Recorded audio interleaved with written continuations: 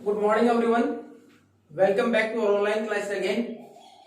In the last class we have completed our fourth lesson of civics.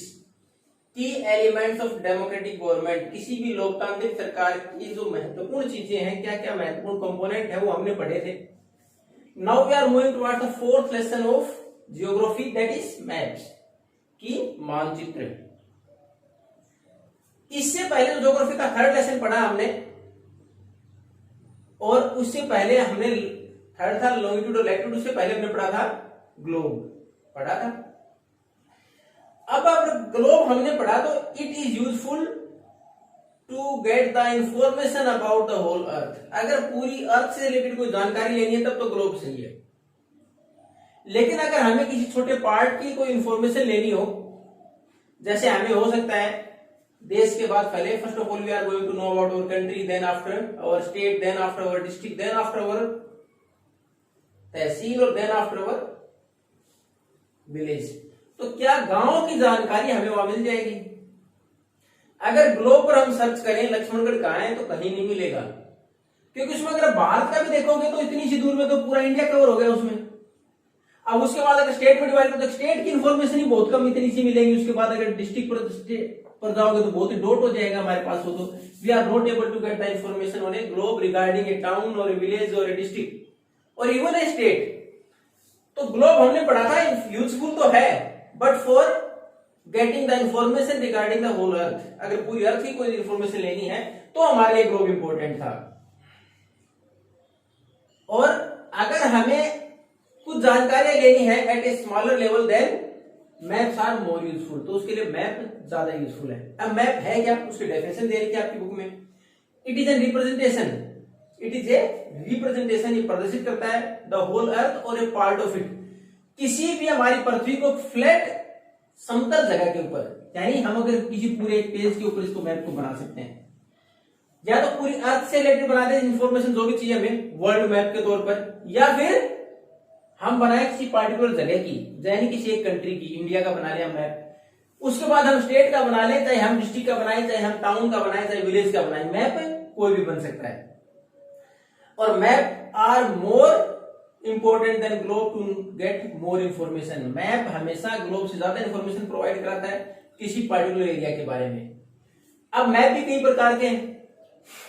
एक तो map, इसमें एक word जो डेफिनेशन में दे रखा है, map is a representation of earth or the part of the earth on a flat surface with a scale.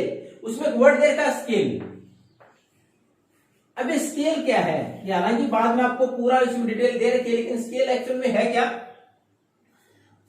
अब आप यहां से अपने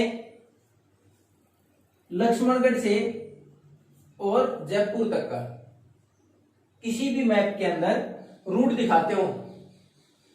अब इतना तो पॉसिबल नहीं है कि 200 किलोमीटर आपका 200 किलोमीटर का मैप बना दे इतना बड़ा, ये हमारे लिए पॉसिबल नहीं है. तो स्केल क्या है कि जो एक्चुअल डिस्टेंस है उसको मैप में किस अनुसार दिखाया गया है. It is the relation between the actual distance and the distance shown on the map.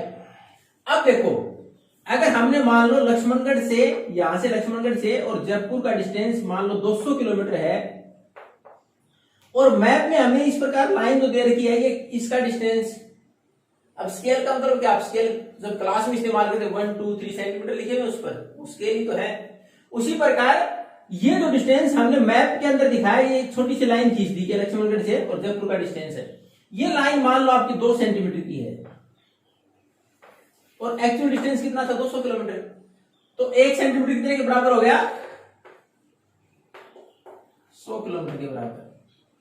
तो ये स्केल ऑफ द मैप है, ये मैप का स्केल है कि मैप के ऊपर 1 सेंटीमीटर 100 किलोमीटर को दर्शाता है. यानी उस मैप के अंदर कोई भी आपने जानकारी दे रखी है, जहां आपने डिस्टेंस दिखा रखा है, तो डिस्टेंस आप स्केल से मापे.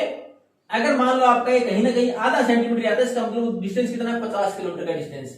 यानी एक्चुअल में डिस्टेंस कितना है, 50 किलोमीटर का है. अगर कोई डिस्टेंस आपने 1 सेंटीमीटर दिखा दिया तो एक्चुअल डिस्टेंस कितना है, 100 किलोमीटर का है.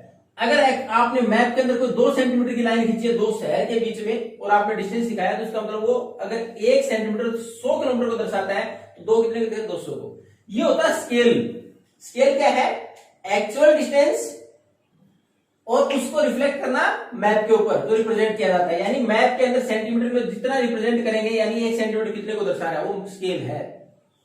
जैसे मैंने लक्ष्मणगढ़ और जयपुर का एग्जाम्पल दिया, हमने 2 सेंटीमीटर की एक लाइन जिसको दिखाया, तो स्केल क्या होगा मैप के ऊपर, 1 centimetre is equal to 100 kilometre scale है।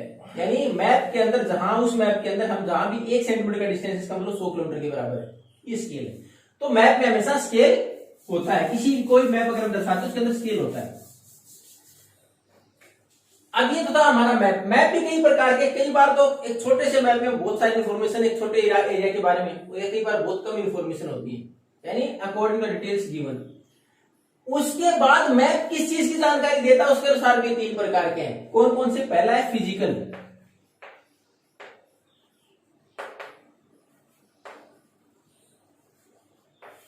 यानी पहला तो मैप रिप्रेजेंटेशन ऑफ अर्थ और पार्ट ऑफ इट। मैप है क्या, हमारी पृथ्वी या फिर उसके किसी हिस्से को दर्शाता है, उसकी डिटेल देता है। और विद स्केल, एक स्केल होता है कि हम एक्चुअल में जो डिस्टेंस है उसको कितने में मैप के ऊपर दिखा रहे हैं, कितने सेंटीमीटर या मीटर में दिखा रहे हैं। अब उसके बाद 3 प्रकार के physical map which show the physical features of any particular country और एरिया। किसी भी एरिया की फिजिकल फीचर्स दिखाता हो। जैसे एक ही मैप में आपका इंडिया का मैप बना दिया, उसमें दिखा दिया कि हमारे माउंटेन्स कहां कहां हैं, उसके बाद उसमें प्लेट्यूज भी दिखा दिए गए कि डेक्कन प्लेट्यू कहां है, सेंट्रल आइलैंड कहां है, छोटा नागपुर प्लेट्यू कहां है, माउंटेन्स है हमारे, शिवालिक रेंज कहां है, हिमाद्री कहां है, ग्रेट हिमालयस कहां है, नागा और मिजो हाई हिल्स कहां है, विंध्याचल पर्वत श्रृंखला कहां है, अरावली कहां है। तो सारी एक में ही दिखा दे, माउंटेन रेंजेस या फिर प्लेट्यूज। उसके बाद प्लेन्स, नॉर्दर्न प्लेन्स कहां है, कोस्टल प्लेन्स कहां है, ये दिखा दें। उसके बाद डेजर्ट्स भी इसी में शो कर दें, रिवर्स भी इसी में शो कर दें। यानी किसी भी पार्टिकुलर जगह की जो फिजिकल फीचर्स हैं, जो विशेषताएं इस एरिया की, वो सारे एक मैप में आ जाए। कौन सी? फिजिकल मैप हो जाएगा। किसी भी नेचुरल जो हमारे पास फीचर्स हैं किसी भी एरिया की, किसी भी कंट्री, किसी भी स्टेट की, उसको एक ही जगह दिखा दें हम, वो क्या है? फिजिकल मैप है।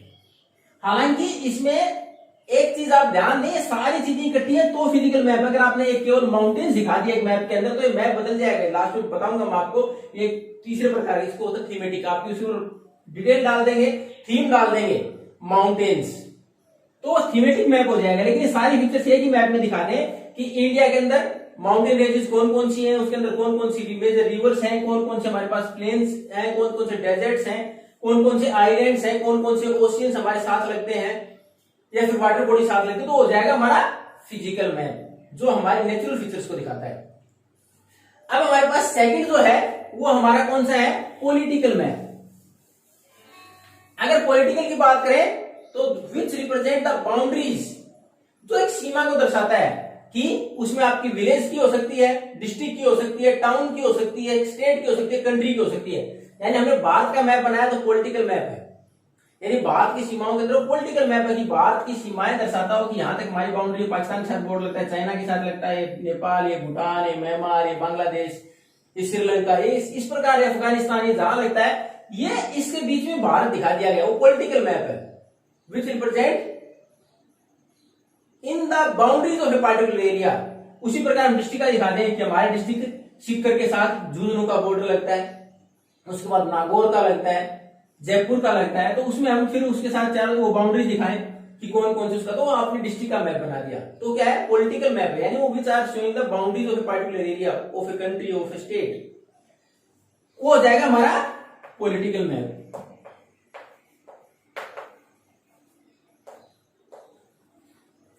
यानी इसमें पहले कंट्रीज दिखा दी, उसमें अलग अलग स्टेट दिखा दिए गए, स्टेट दिखा दी, उसमें अलग अलग डिस्ट्रिक्ट दिखा दिए गए, डिस्ट्रिक्ट बना दिए, उसमें अलग अलग टाउन्स दे दिए, टाउन से अलग अलग उसमें विलेजेस दे दिए गए।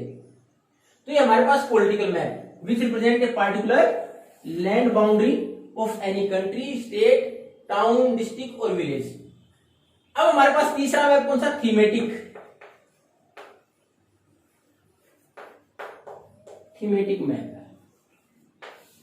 थीमेटिक मैप तो पहले आ गया थीम, जिसका कोई विशेष थीम हो, आपने पहले मेंशन कर रखा है, इसके अंदर हम ये चीज दिखाएंगे। मैंने शुरुआत में एग्जांपल दिया था, फिजिकल फीचर्स हैं, उसमें आपने से किसी एक को रिप्रेजेंट कर दिया, मेजर रिवर्स ऑफ इंडिया ऊपर लिख दिया, और उसमें केवल रिवर्स, उसके अलावा कोई इंफॉर्मेशन नहीं, केवल रिवर्स की है, तो थीमेटिक मैप हो गया इंडियन रिवर्स। माउंटेन्स दिखा दिए, फॉरेस्ट एरिया दिखा दिए, इंडस्ट्रीज दिखा दी कि iron and steel industries in India, कि भारत में आयरन स्टील इंडस्ट्रीज कहां कहां है, थीमेटिक मैप बना दिया आपने, यानी केवल उसमें आयरन और स्टील इंडस्ट्रीज की जानकारी दे रखी है। Cotton textile industries of India, आपने केवल कॉटन टेक्सटाइल इंडस्ट्रीज देखा, बाकी उस मैप में कुछ नहीं दिखाया, आपने केवल कॉटन टेक्सटाइल दिखाया है, तो थीमेटिक मैप हो गया, यानी आपने पार्टिकुलर थीम दे दिया, तो थीमेटिक मैप हो गया।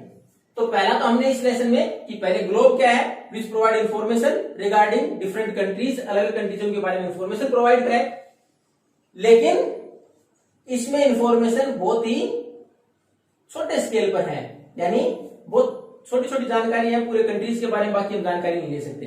मैप क्या, एक फ्लैट एरिया के ऊपर किसी एरिया को, फ्लैट समतल जगह में, समतल एक पेज के ऊपर हम किसी भी कोई भी पार्टिकुलर एरिया का मैप बना दें, पूरी अर्थ का बना सकते हैं वर्ल्ड मैप के तौर पर।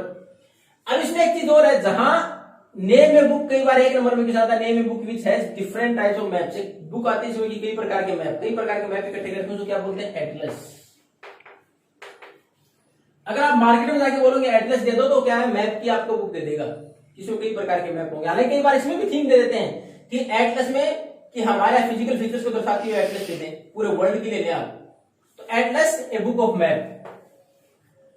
अब मैप रिप्रेजेंटेशन ऑफ अर्थ और the part of earth with a scale के साथ। उसके बाद हमारे पास मैप अलग अलग प्रकार के कौन से हो गए, हमारे पास फिजिकल जो हमारी नेचुरल फीचर्स को दर्शाते हो, पॉलिटिकल जो किसी पार्टिकुलर एरिया की बाउंड्रीज के अंतर्गत चीजें दिखाते हो, उसके बाद थीमेटिक जिसको हमने पार्टिकुलर कोई थीम दे दिया हो। In the next class we are moving towards for more information of maps, what are the requirements to read a map. एक मैप को पढ़ने के लिए हमें किन किन चीजों की जरूरत होती है उसमें पढ़ेंगे हम। Direction, symbol, distance. डिस्टेंस तो हमें स्केल से देखेंगे, बाकी डायरेक्शन की कौन सी डायरेक्शन किससे रिप्रेजेंट होती है, और उसके बाद सिंबल की कौन सा सिंबल किस चीज को दर्शाता है, उसके बारे में हम पढ़ेंगे हमारी नेक्स्ट क्लास में। Thank you and have a nice day.